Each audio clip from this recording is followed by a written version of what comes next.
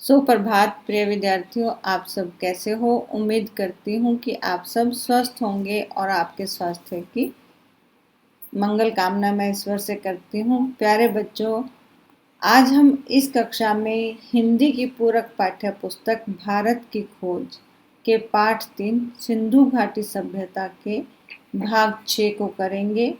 पिछली कक्षाओं में हमने पाठ 3 के भाग 1 से 5 किए हैं। आइए आज हम भाग 6 के बारे में पढ़ते हैं, जो है प्राचीन भारत में जीवन और कर्म। आइए आप भी अपनी पुस्तक खोलें और मेरे साथ इसका अध्ययन करें और जो भी आपको शब्दों के अर्थ बताए जाएं उन्हें ध्यानपूर्वक अपनी पुस्तक पर लिखें। आइए अध्ययन करते हैं और उसके अर्थ को समझते हैं।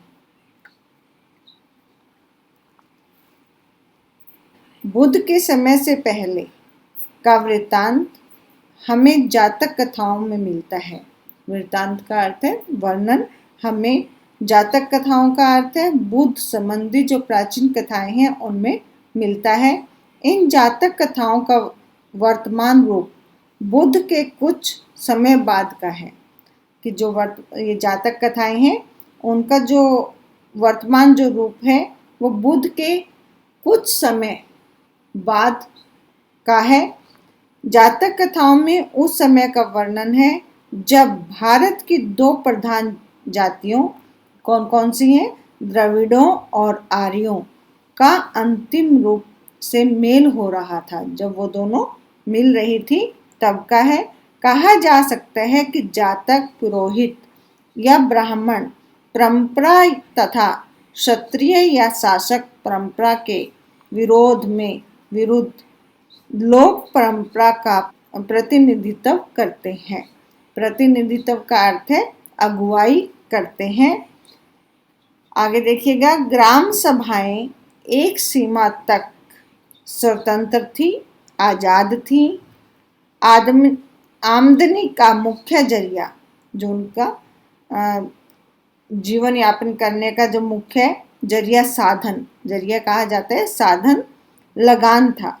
माना जाता था कि जमीन पर लगाया जाने वाला कर उत्पादन में राजा का हिस्सा है। जो जमीन पर जो कर लगाया जाता था उसमें उत्पादन में क्या है, राजा का भाग होता है, हिस्सा होता है। उसका भुगतान हमेशा तो नहीं पर अक्सर प्राय गले या पैदावार की शक्ल में किया जाता था। गले कहा जाता है अनाज को और पैदावार उपज की शक्ल में किया जाता था। यह जो ऋण था उपज के 6ठे भाग के करीब होता था।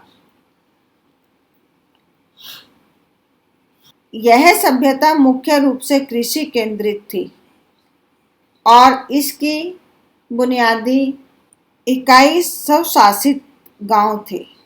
स्वशासित कहा जाता है अपने अपने शासन चलाने वाले गांव थे। राजनीतिक और आर्थिक ढांचा इन्हीं ग्राम समुदायों से बनाया जाता था, जिन्हें 10-10 और 100-100 के समूह में बांट दिया जाता था। जातकों के वर्णों से एक खास तरह का विकास उभर कर सामने आता है। यह विशेष दस्तकारियों से जुड़े लोगों की अलग बस्तियों और गांव की स्थापना थी। दस्तकारी कहा जाता है जो हाथ से किए जाने वाले जो उद्योग धंधे होते हैं, जो चीज़ें हाथों से बनाकर फिर उद्योग की जाए उन्हें दस्तकारी कहते हैं। उनसे जुड़े लोगों की अलग अलग बस्तियां या गांव की स्थापना थी। इस तरह एक गांव बढ़इयों का था जो लकड़ी इत्यादि का कार्य करते हैं, और एक गांव लोहारों का था। लोहार अर्थात जो लोहे का कार्य करते थे। इसी तरह और पेशों अर्थात जो व्यवसाय करने वाले जो लोग थे और पेशों के लोगों के गांव थे। ये खास तौर पर पेशेवर अर्थात रोजगार। लोगों के गांव आमतौर पर शहर के पास बसे होते थे। शहर में उनके विशेष उत्पादनों की खपत हो जाती थी। खपत कहा जाता है उपयोग को, और बदले में उन्हें जिंदगी की दूसरी जरूरतों आवश्यकताओं को पूरा करने का सामान मिल जाता था। ऐसा लगता है कि पूरा गांव सहकारिता अर्थात मिलजुल कर काम करने वाले के उसूल पर काम करता था।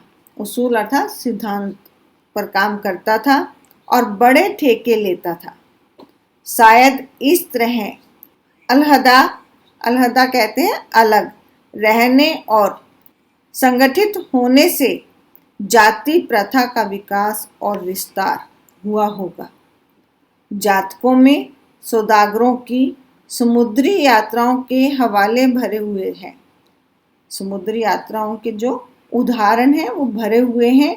सूखे रास्तों से रेगिस्तान को पार करके भड़ोच के पश्चिमी बंदरगाह और उत्तर में गांधार और मध्य एशिया तक कारवां कहा जाता है काफिला को, कारवां जाया करते थे। भड़ोच से जहाज बेबीलोन अर्थात बाबेरू के लिए फारस की खाड़ी को जाया करते थे। नदियों के रास्ते बहुत यातायात होता था। जातकों के अनुसार बेड़े बनारस, पटना, चंपा, भागलपुर और दूसरे स्थानों से समुद्र की ओर जाते थे और वहां से दक्षिणी बंदरगाहों और लंका और मल्य टापू तक।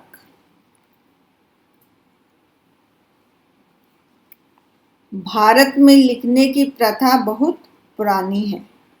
पाषाण युग के मिट्टी के पुराने बर्तनों पर, जो पत्थर का युग के मिट्टी के जो पुराने बर्तन हैं उन पर ब्राह्मी लिपि के अक्षर मिले। उन पर क्या है, हमें ब्राह्मी लिपि के अक्षर लिखे मिले। मोहनजोदड़ो में मिले शिलालेखों को अब तक पूरी तरह पढ़ा नहीं जा सका है। वे ब्राह्मी लेख जो पूरे भारत में मिले हैं निश्चित रूप से उस मूल लिपि में हैं जिससे भारत में देवनागरी और अन्य लिपियों का विकास हुआ है। अशोक के कुछ लेख ब्राह्मी लिपि में हैं। उत्तर पश्चिम में मिलने वाले कुछ अन्य लेख खरोष्टी लिपि में हैं। हमने यहाँ देखा कि हमारे सामने एक लिपि का और नाम आया जो है खरोष्टी। ईसा पूर्व 6वीं या 7वीं शताब्दी में पाणिनि ने संस्कृत भाषा में अपने प्रसिद्ध व्याकरण की रचना की। उन्होंने अपना एक विशेष प्रसिद्ध व्याकरण रचा। उन्होंने अपने से पहले के व्याकरणों का उल्लेख किया है। उनके समय तक संस्कृत का रूप स्थिर हो चुका था। स्थिर मीन्स एक जगह स्थायी हो चुका था और वह निरंतर लगातार विकासशील साहित्य की भाषा बन चुकी थी। पाणिनि आज भी संस्कृत व्याकरण पर आधिकारिक प्रमाण माना जाता है। प्रमाण अर्थात सबूत माना जाता है। हालांकि बाद के व्याकरणों ने उनमें कुछ जोड़ा भी है। व्याकरणों कहा गया है जो व्याकरण के जो ज्ञाता हैं, ज्ञानी हैं, और उसकी व्याख्या भी की है। यह दिलचस्प है, यह रुचिपूर्ण है कि पाणिनि ने यूनानी लिपि का उल्लेख किया है। उन्होंने यूनानी लिपि का वर्णन किया है। इससे संकेत मिलता है कि पूर्व दिशा में सिकंदर के आने से बहुत पहले भारत और यूनान के बीच किसी न किसी तरह का संपर्क हो चुका था, आपस में मेल हो चुका था। औषध विज्ञान की पाठ्य पुस्तकें भी थी और अस्पताल भी। अनुश्रुति है, अनुश्रुति कहा जाता है, सुनी हुई बातें हैं कि भारत में औषध विज्ञान के जनक पिता धन्वंतरी थे, किंतु सबसे प्रसिद्ध पुरानी पाठ्य पुस्तकें ईस्वी सन की शुरू की सदियों में लिखी गई। इनमें औषधि पर चरक की पुस्तकें हैं। आप देखिए यहाँ पर रेखांकित कर सकते हैं। जो औषधि विज्ञान है वो किसके द्वारा है? चरक द्वारा लिखी गई हैं। औषधि पर चरक की पुस्तकें हैं और शल्य चिकित्सा पर सुश्रुत की। शल्य चिकित्सा किसके द्वारा लिखा गया है? सुश्रुत के द्वारा। कहा जाता है कि चरक उन राजा कनिष्क के दरबार में राजवैद्य थे जिनकी राजधानी पश्चिमोत्तर दिशा में थी। इन पाठकों में बहुत सी बीमारियों का जिक्र है, बहुत सी बीमारियों का वर्णन है और उनकी पहचान और इलाज के तरीके भी बताए गए हैं। इनमें शल्य चिकित्सा, जो चीरफाड़ इत्यादि की जो चिकित्सा है, प्रसूति विज्ञान और स्नान, पथ्य कहा जाता है मरीज के लिए जो उपयुक्त सही भोजन हो, सफाई, बच्चों को खिलाने और चिकित्सा के बारे में शिक्षा को विषय बनाया गया है। लेखक का रुझान अर्थात झुकाव प्रयोगात्मक है और शल्य प्रशिक्षण के दौरान मुर्दों की चीरफाड़ कराई जाती थी। सुश्रुत ने शल्य चिकित्सा के औजारों का जिक्र किया है अर्थात उनका वर्णन किया है, साथ ही ऑपरेशन का भी, जिसमें अंगों को काटना, पेट काटना, ऑपरेशन से बच्चे को जन्म दिलाना, मोतियाबिंद का ऑपरेशन आदि सब शामिल हैं। घावों के जीवाणुओं को धुआं देकर मारा जाता था। ईसा पूर्व 3री-4थी सदी में जानवरों के अस्पताल भी थे। यह जैन और बौद्ध धर्म का प्रभाव था, जिसमें अहिंसा पर बल दिया जाता था। महाकाव्यों के युग में अक्सर प्राय वनों में एक तरह के विश्वविद्यालयों का जिक्र किया गया है। ये कस्बे या शहर से बहुत दूर नहीं होते थे। इनमें प्रसिद्ध विद्वानों के आसपास शिक्षा प्रशिक्षण के उद्देश्य से लोग इकट्ठे होते थे। शिक्षा में तरह तरह के विषय शामिल थे, जिनमें सैनिक प्रशिक्षण भी होता था। यह कि शिक्षा प्रशिक्षण के विशेष उद्देश्य लोगों ने इकट्ठे किए और फिर वहाँ पर सैनिक प्रशिक्षण या वनों आश्रमों को इसलिए पसंद किया क्योंकि यहाँ शहरी जीवन के आकर्षणों से बचाकर विद्यार्थियों के लिए नियमित अर्थात नियमपूर्वक, नियमानुसार और ब्रह्मचर्य का जीवन बिताना संभव होता था। कुछ वर्ष तक यहाँ प्रशिक्षण के बाद उनसे उपेक्षा आशा की जाती थी कि वे वापस लौटकर गृहस्थ, घर संबंधी और नागरिक जीवन बिताएं।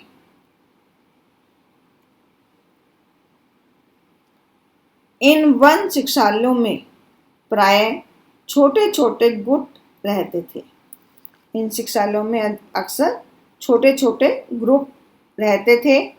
गोकी अर्थात क्योंकि इस बात के संकेत मिलते हैं कि लोकप्रिय अध्यापक बड़ी संख्या में विद्यार्थियों को आकर्षित करते थे।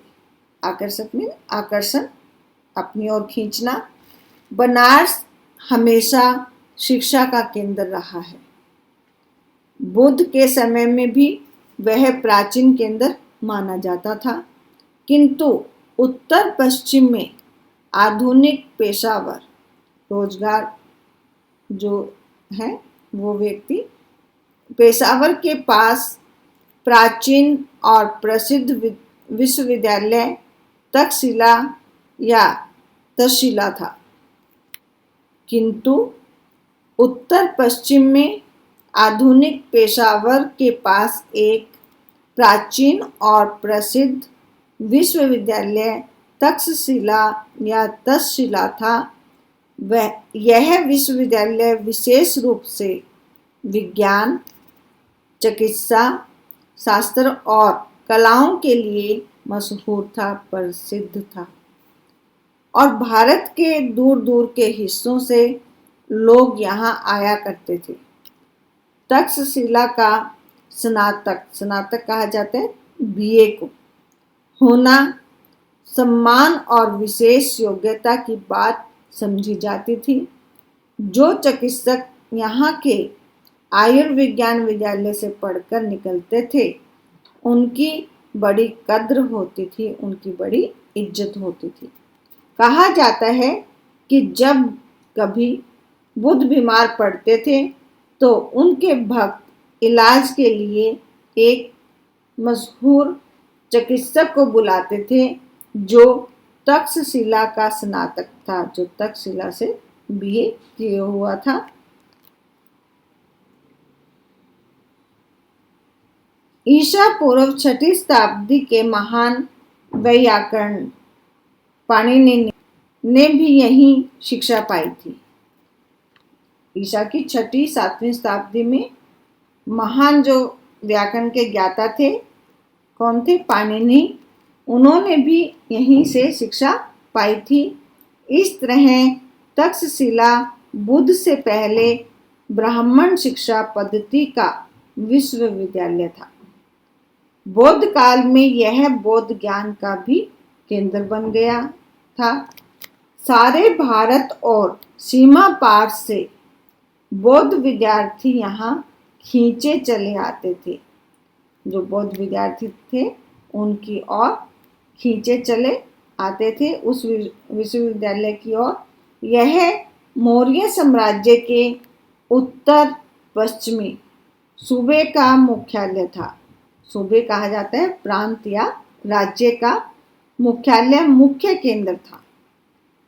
उस सुदूर अतीत के भारतीय कैसे थे? सुदूर कहा गया है बहुत दूर, अतीत पुराने समय के भारतीय कैसे थे? हमारे लिए इतने पुराने और हमसे इतने भिन्न अलग समय के बारे में कोई धारणा बनाना कठिन है, मुश्किल है। फिर भी हमें जो जानकारियाँ प्राप्त उपलब्ध हैं उसके आधार पर एक धुंधली कहा जाता है अस्पष्ट सी तस्वीर उभर कर सामने आती है। वे खुले दिल के आत्मविश्वासी मीन्स अपने आप पर जो विश्वास करने वाले हैं और अपनी परंपराओं पर गर्व करने वाले लोग थे। रहस्य की खोज में हाथ पांव मारने वाले, प्रकृति और मानव के बारे में बहुत से प्रश्नों से भरे, अपनी बनाई हुई मर्यादा और मूल्यों को महत्व देने वाले, पर जीवन में सहज भाव से आनंद लेने वाले और मौत का लापरवाही से सामना करने वाले लोग थे। तो प्यारे बच्चों, हमने देखा प्राचीन समय में किस तरह से भारत का जीवन और उनके कर्म। आप भी इस लेसन को बड़े ध्यान से दोबारा पढ़ना और आपको ये लेसन बहुत अच्छे से समझ में आएगा। अगली कक्षा में हम अगले भाग के साथ मिलेंगे। तब तक धन्यवाद। आपका दिन शुभ हो।